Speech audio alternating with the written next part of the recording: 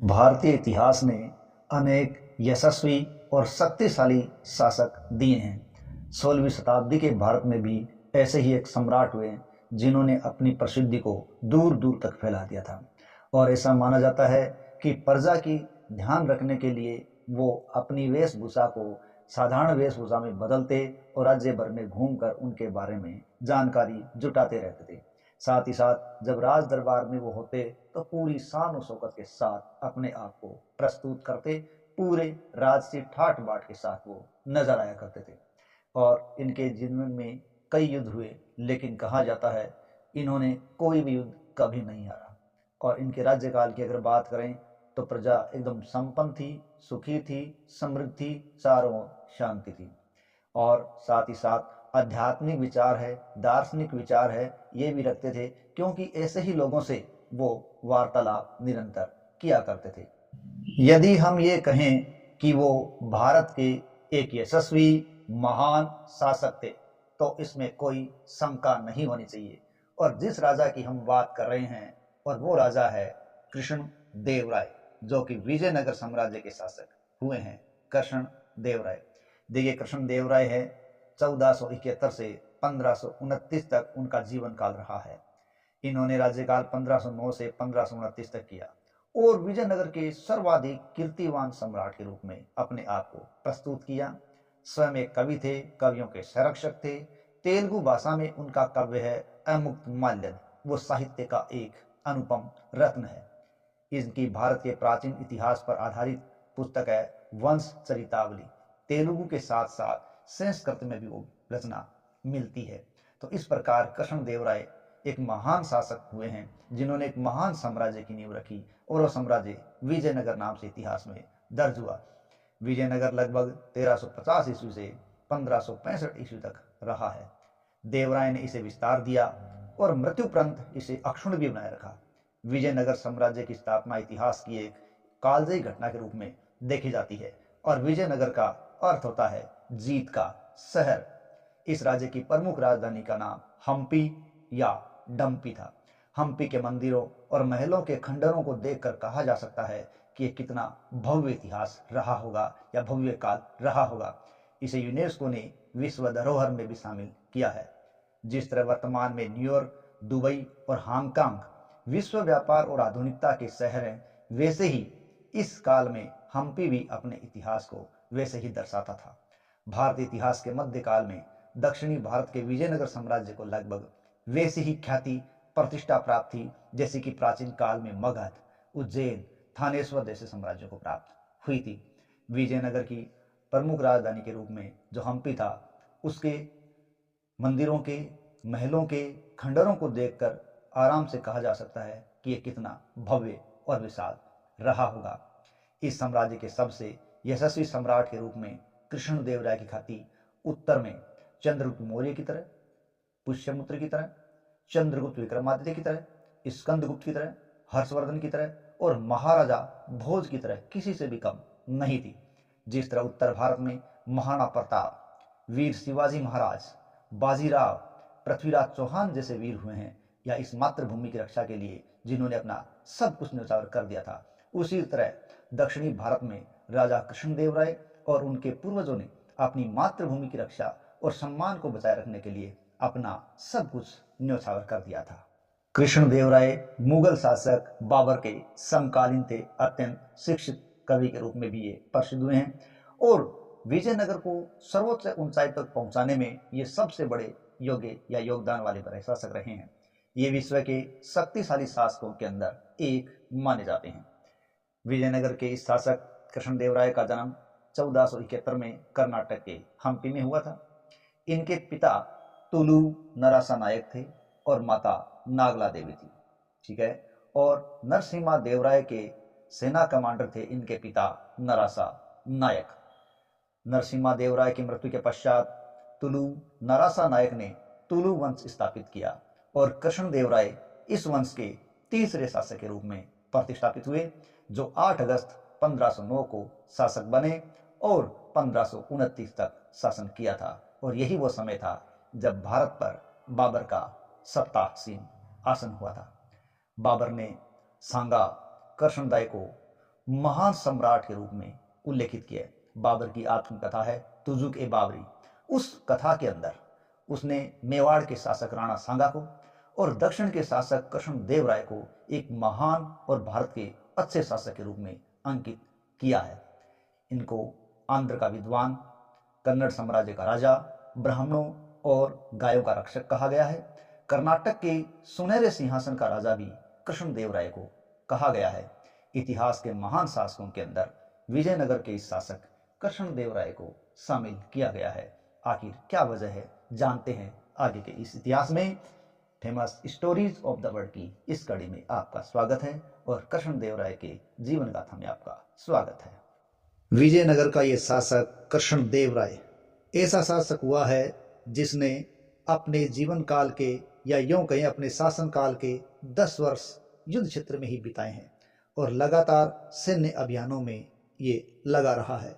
और यूं कहें कि इसका काल सैन्य अभियानों का एक काल था या मिलिट्री रूल और सैन्य नियमों पर आधारित था तो कोई बड़ी बात नहीं होगी।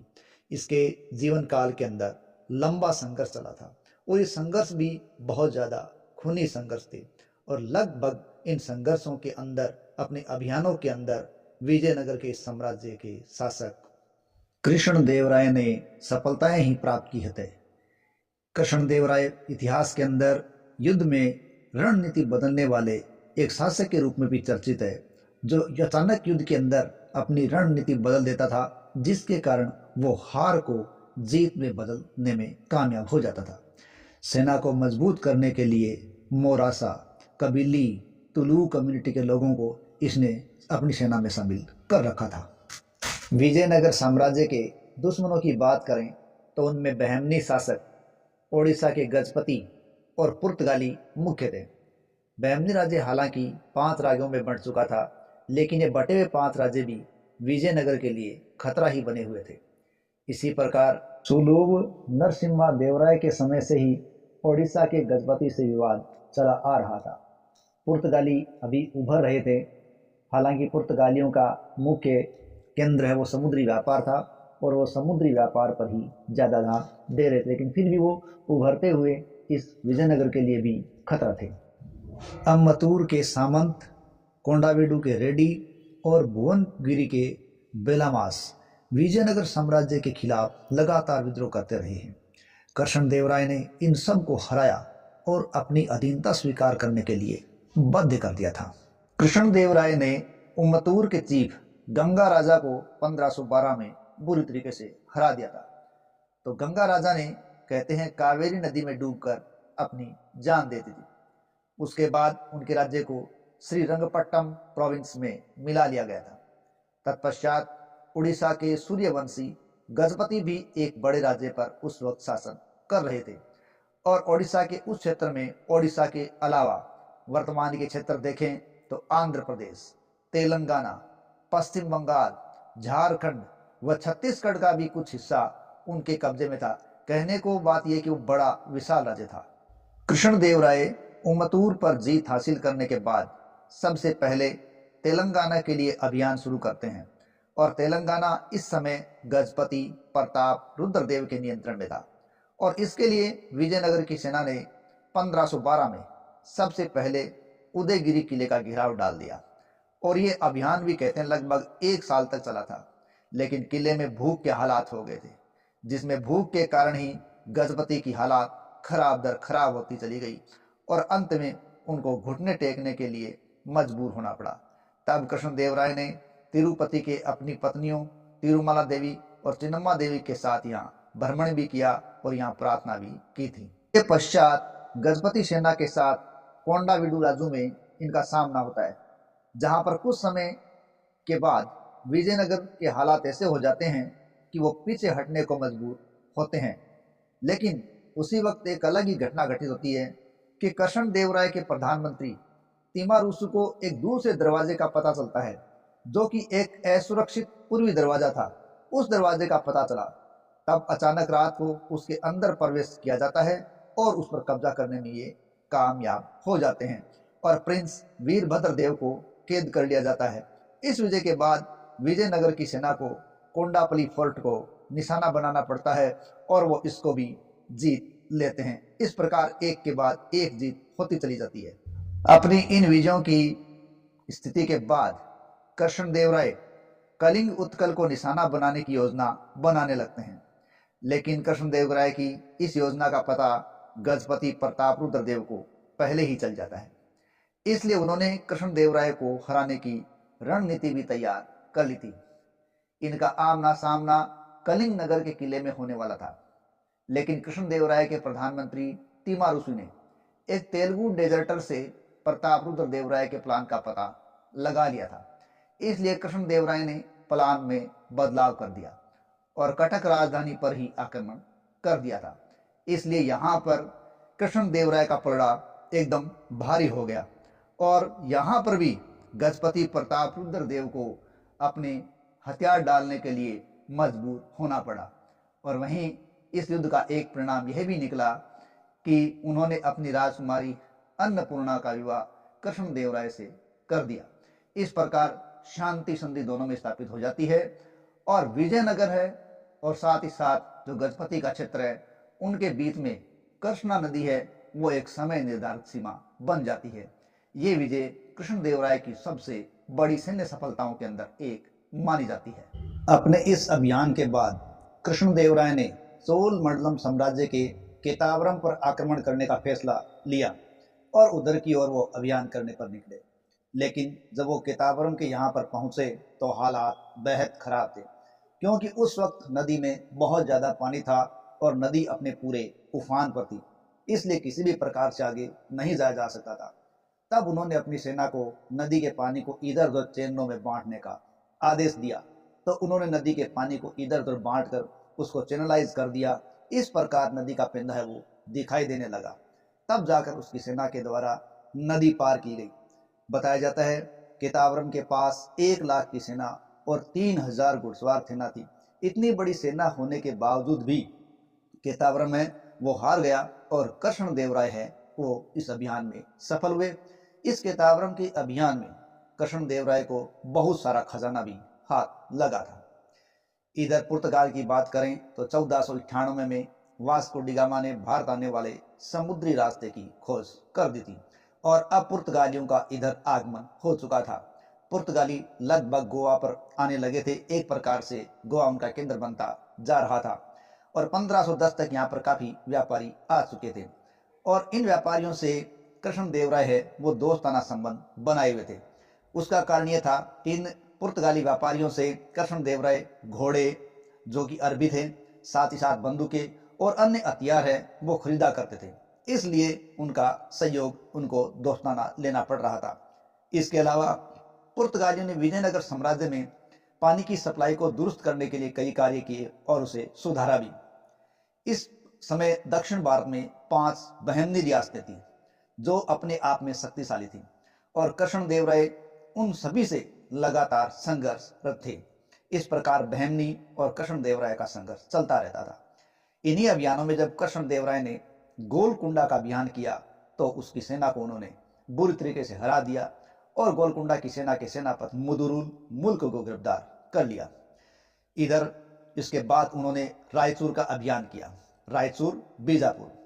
1520 में जब उन्होंने रायचूर का अभियान किया तो बताया जाता है 7 लाख से बड़ी सेना, 32,000 से ज्यादा घुड़सवार, 500 से ज्यादा हाथी इस्तेमाल इस अभियान में किए गए थे और बीजापुर के सुल्तान इस्माइल आदिल शाह को भी उन्होंने हरा दिया था।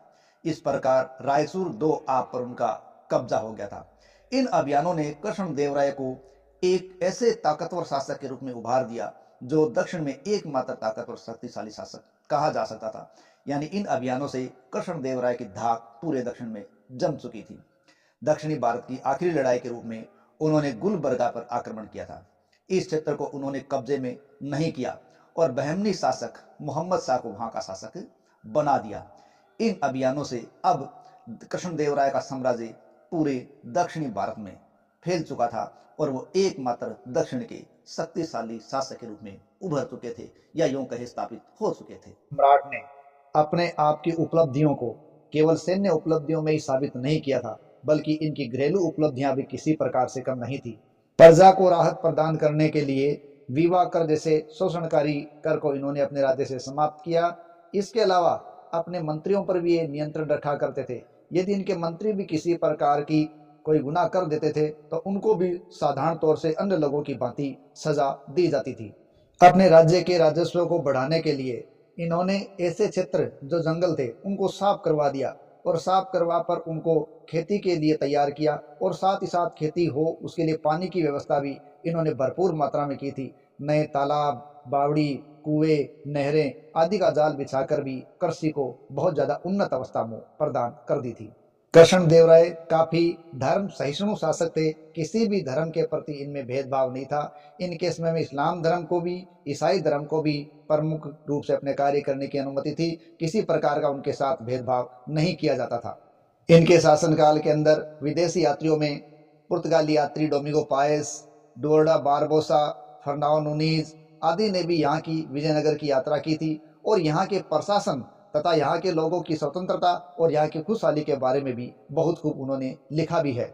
जिन क्षेत्रों को उन्होंने जीता था उन क्षेत्रों को उन्होंने ऐसे ही नहीं छोड़ा, बल्कि उनमें स्थायित्व प्रदान करने के लिए भी पूरा प्रयास किया था। इसके अलावा इन्होंने अपने शासनकाल के अंदर एक नागलपुर नाम के एक क्षेत्र की नई स्थापना भी की थी।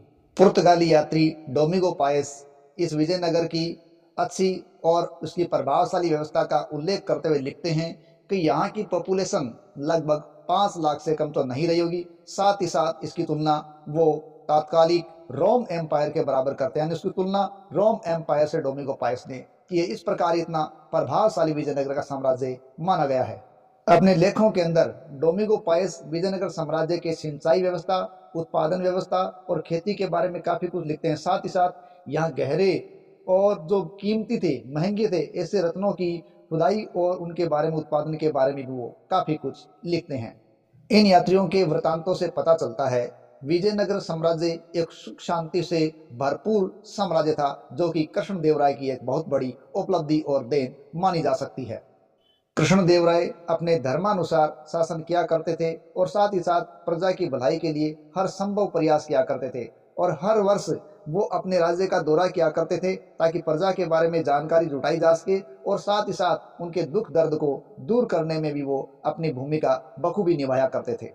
कृष्णदेवराय न केवल एक महान सेनानायक बल्कि एक कुशल प्रशासक भी थे, और उनके साथ साथ उनके व्यक्तित्व के अंदर ऐसे भी गुण थे जो इनको महान शासकों की श्रेणी के अंदर लाके खड़ा कर दें। वो एक महान बड़े विद्वान भी थे, जो रचनाओं से, रचनाकारों से, विद्वानों से काफी लगाव भी रखा करते थे। जिस प्रकार भारतीय इतिहास के अंदर अकबर के नवरत्न विख्यात हैं, उसी प्रकार चंद्रगुप्त विक्रमादित्य के भी नवरत्न विख्यात हैं, तो उसी भांति कृष्णदेवराय भी अपने 8 विद्वानों को लेकर भारत इतिहास के अंदर काफी प्रसिद्ध हुए हैं।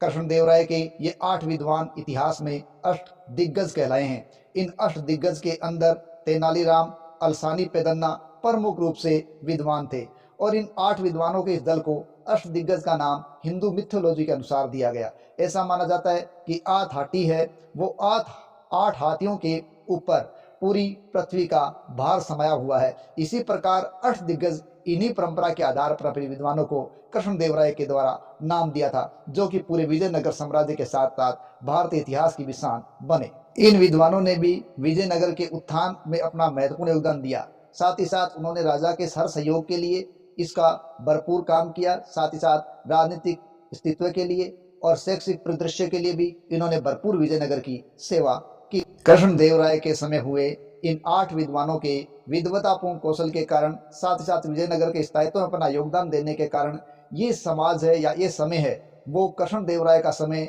लिटरेचर या साहित्य के रूप में तेलुगु साम्राज्य का एक स्वर्णकाल या गोल्डन पीरियड के रूप में भी जाना गया है। जितना उत्थान है वो तेलुगु का हुआ, उसी प्रकार से अन्य भाषाएं कन्नड़, संस्कृत, तमिल आदि का भी उत्थान भली भांति हुआ था। कृष्णदेवराय का साथ तमिल कवि हरिहरदास को भी मिला था। इसके अलावा संस्कृत के कवि लोला लक्ष्मीधारा भी ये विजयनगर साम्राज्य के एक अभिन्न अंग रहे हैं। भुवन विजयम क्षेत्र है, वो यहाँ की विजयनगर साम्राज्य की शैक्षिक दृष्टि का एक केंद्र हुआ करता था। यहाँ समारोह आयोजित होते रहते थे, जहाँ पर यहाँ के विद्वानों के द्वारा पाणिनि की व्याकरण, इसके अलावा कन्नड़ फिलोसफी है वो एटोमिस्टिक, इसके अलावा बद्रायण की जो मेटाफिजिक्स है उस पर काफी बातचीत और वार्तालाप होता रहता था। कृष्णदेवराय खुद भी शैक्षिक समारोह में तथा दार्शनिक वाद विवाद या उसके अंदर वार्तालाप में शामिल हुआ करते थे। कृष्ण देव राय भी इतिहास के अंदर एक अच्छे विद्वान के रूप में, रचनाकार के रूप में भी दर्ज हुए।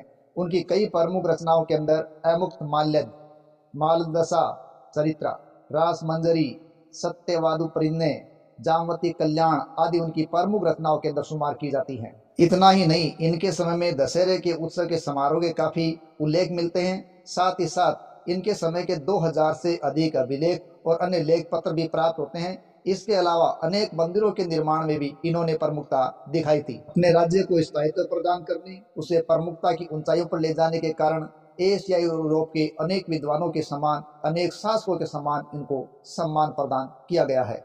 1524 में वो अपने बेटे तिमारुसु राय को अपना उत्तराधिकारी घोषित करते हैं, जो इनके सानिध्य में रहकर राजकाज सीखता है। लेकिन माना जाता है 3 साल के पश्चात ही इनके सेनापति तिमारुसु के माध्यम से या उनके बेटे के माध्यम से जहर देकर इनकी हत्या कर दी जाती है, जिसके कारण कृष्ण देव राय बाद में तिमारुसु और उनके बेटे को अंधा करवा देते हैं और तत्पश्चात अपने छोटे भाई अच्युत देव राय को यहाँ का शासक बनाते हैं। और इन्हीं गंभीर हालात के अंदर, बीमारी के हालात के अंदर 1529 के अंदर वो इस दुनिया से रुखसत हो जाते हैं। इस प्रकार कृष्ण देव राय है, उसके समय की सीमा 1529 तक रहती है। इस प्रकार दक्षिण भारत के इस सम्राट का जीवन काल 58 वर्ष का रहा, जिसमें उन्होंने 21 वर्ष प्रत्यक्ष रूप से शासन किया था। और इस शासन काल के दौरान भी उन्होंने 14 युद्धों का सामना किया और सभी युद्धों के अंदर उन्होंने विजय प्राप्त की थी। और अपने जीवन काल के अंदर ही अपनी इन्हीं विजय गाथाओं के कारण वो लोक कथाओं के नायक हो गए थे। और इसी कारण मुगल शासक बाबर भी उनकी प्रशंसा के बगैर नहीं रह सकता, जिसने उसकी बहादुरी की प्रशंसा अपनी पुस्तक तुजुक ए बाबरी में की है।